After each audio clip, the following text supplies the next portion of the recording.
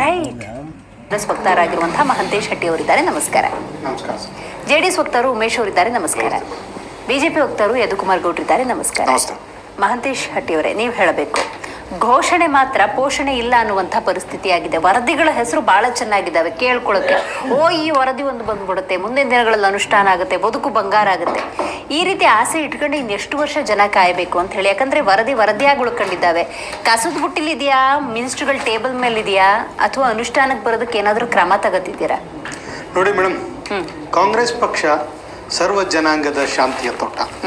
ಸರ್ವ ಜನಾಂಗದ ಏಳಿಗೆಗಾಗಿ ಈಗಿನ ಮುಖ್ಯಮಂತ್ರಿಗಳಾದಂಥ ಡಿ.ಕೆ. ಶಿವಕುಮಾರ್ ಅವರು, ಹಿಂದಿನ ಮುಖ್ಯಮಂತ್ರಿಗಳಾದಂಥ ಮಾಜಿ ಮುಖ್ಯಮಂತ್ರಿಗಳಾದಂಥ ಸಿದ್ದರಾಮಯ್ಯ ಸಾಹೇಬರು ಈ ರಾಜ್ಯದ ಅಭಿವೃದ್ಧಿಗಾಗಿ ಸಣ್ಣ ಅತಿ ಸಣ್ಣ ಹಿಂದುಳಿದ ವರ್ಗ ಮತ್ತು ಮೇಲು ಎಲ್ಲ ಜಾತಿಗಳಿಗೆ ಅವರವರ ಹಕ್ಕುಗಳನ್ನು ನೀಡುವ ನಿಟ್ಟಿನಲ್ಲಿ ಈ ವರದಿಗಳನ್ನು ಮಾಡಿದ್ದಾರೆ. ಇಡೀ ದೇಶಕ್ಕೆ ಮಾದರಿಯಾಗುವಂಥ ವರದಿಯನ್ನು ಸಿದ್ದರಾಮಯ್ಯ ಅವರು ಮಾಡುವ ನಿಟ್ಟಿನಲ್ಲಿ ಮಾಡಿದ್ದಾರೆ. ಆದರೆ ಆ ವರದಿಗಳನ್ನು ಅಪ್ಲಿಪ್ ಮಾಡಲಿಕ್ಕೆ ಎಷ್ಟು ಸಾಧ್ಯತೆಗಳು ನಡಿಬೇಕು ಅದು ನಡೀತಾ ಇದೆ. ಈಗ ಡಿ.ಕೆ. ಶಿವಕುಮಾರ್ ಸಾಹೇಬ್ರವ್ರು ಬಂದು 1 ತಿಂಗಳಾಯಿತು. ಅವರೂ ಸಹ ಸ್ಪಷ್ಟಪಡಿಸಿದ್ದಾರೆ, ಯಾರು ಏನೇ ಹೇಳಿ ಬಿಜೆಪಿಯವರು ವಿರೋಧ ಪಕ್ಷವಾಗಿ ಮಾತನಾಡಿಕೆ ಅವ್ರ ಹಕ್ಕಿದೆ ಹೇಳಿ, ಆದರೆ ಕಾಂಗ್ರೆಸ್ ಪಕ್ಷದ ತತ್ವ ಸಿದ್ಧಾಂತಗಳಲ್ಲಿ ಎಲ್ಲ ವರ್ಗಗಳನ್ನ ಎಲ್ಲ ವರದಿಗಳನ್ನ ಸಂಪೂರ್ಣವಾಗಿ ಜಾರಿ ಮಾಡಬೇಕಾಗಿದ್ದು ಅದು ಕಾಂಗ್ರೆಸ್ಸಿಂದ ಮಾತ್ರ ಸಾಧ್ಯ, ಉಳಿದವರಿಂದ ಸಾಧ್ಯವಿಲ್ಲ. ಅವ್ರು ಕೇಳಿ, ಸುನಿಲ್ ಕುಮಾರ್ ಅವರು ಕೇಳೋದ್ರಲ್ಲಿ ಅರ್ಥ ಇದೆ. ವಿರೋಧ ಪಕ್ಷವಾಗಿ ಈ ರಾಜ್ಯದ ಅಭಿವೃದ್ಧಿಗಾಗಿ ಹಿಂದುಳಿದ ವರ್ಗ ಕೆಂಪನ ವರದಿ ಆಗಿರ್ಬೋದು, ನಾಗರಾಜ್ ಮೋಹನ್ ದಾಸ್ ವರದಿ ಆಗಿರ್ಬೋದು, ಕಾಂತರಾಜ್ ವರದಿ ಕೇಳಿದ್ದಾರೆ. ಅದಕ್ಕೆ ನಾವು ಸ್ಪಷ್ಟತೆ ನಮ್ಮ ಹತ್ರ ಇದೆ, ಅದನ್ನ ಸ್ಪಷ್ಟಪಡಿಸ್ತೇವೆ.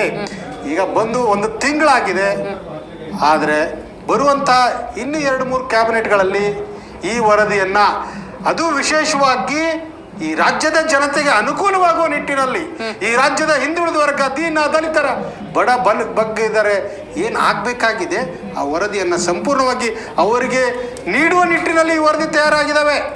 ಈ ವರದಿ ಪುಂಡಾಟಿಕ್ಕಲ್ಲ, ಸುಮ್ಮನೆ ಪೇಪರ್ಗಳಿಗಲ್ಲ, ಅದು ಆಗ್ಬಾರ್ದು ಅನ್ನೋದು ನಮ್ದು ಉದ್ದೇಶ. ಕಾಂಗ್ರೆಸ್ ಪಕ್ಷ ಸರ್ವರಿಗೂ ಸಮಪಾಲು, ಸರ್ವರಿಗೂ ಸಮಬಾಳು, ಈ ರಾಜ್ಯದ ಪ್ರತಿಯೊಬ್ಬ ದೀನದಲಿತನಿಗೂ, ಬಡವನಿಗೂ, ಯುವಕರಿಗೂ, ಮಹಿಳೆಯರಿಗೂ ಕೊಡಬೇಕಾಗಿದೆ. ಆ ನಿಟ್ಟಿನಲ್ಲಿ ಈ ವರದಿಗಳಿದಾವೆ. ಕಸದ ಬುಟ್ಟಿಯನ್ನು ಮಾತಾಡ್ತಾ ಇದ್ದಾರಲ್ಲ, ನೀವೇನ್ ಮಾಡಿದ್ರಿ? ಹಾಗಾದ್ರೆ ನೀವು ಮಾಡಿದೀರಾ? ಸುನಿಲ್ ಕುಮಾರ್ ಅವರೇ ಮಾತನಾಡಿದ್ರೆ ಅಷ್ಟೇ ಅಲ್ಲ, ಈಗ ಇಷ್ಟು ದಿವಸ ನಿಮಗೆ ಬೇರೆ ವಿಷಯ ಇರಲಿಲ್ಲ, ಈಗ ಆ ವಿಷಯವನ್ನು ತೆಗೆದುಕೊಂಡಿದ್ದಾರೆ. ಈ ವಿಷಯವನ್ನು ತೆಗೆದುಕೊಂಡಿದ್ದಕ್ಕೆ ನಿಮ್ಮನ್ನು ಸ್ವಾಗತಿಸ್ತೇವೆ.